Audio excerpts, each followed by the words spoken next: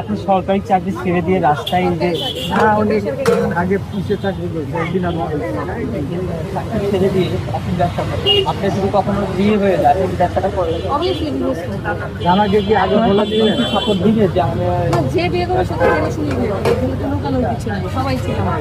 অনেকে আছে যে আপনার একটা পছন্দ করলো কিন্তু আপনার বিজনেসটা পছন্দ করলো না, যে যে আমার বিজনেস পছন্দ করলো সে শুরুতে আমাকে পছন্দ করে। অন্য তো কোনোরকম কোনো ব্যাপার নেই, সব প্রকাশ হোক সামনে সবকিছু নিজেকে দিই।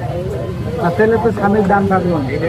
এখন মনে করেন যে বিয়ে হইলো সরকারি চাকরি, না না না, যে আমাকে বিয়ে করবে সে তো আমাকে জেনে শুনে বিয়ে করতেছে। আমি আসলাম একটা মেয়ে আগার কাজ চালাই, সে তো আমাকে চিনবে, জানবে, দেন হচ্ছে বিয়ে করবে, তাই না? এমন নয় যে পাশের বাড়িতে হচ্ছে গিয়ে মেয়ে দেখতে গেছে, মেয়ের বাবা মা হচ্ছে গিয়ে এইটা সেটা লুকিয়ে রাখে থাকে, এরকম তো কিছু না। এরকম তো সবই তো দৃশ্য। ঠিক আছে বিয়ে হয়ে গেলে তখন স্বামীর সম্পর্কটা বা স্বামীকে খেদমত করা সেটা এক নারীর দ্বারা কর্তব্য চলে আসে। স্বামী কোনো সম্পর্ক না। এটা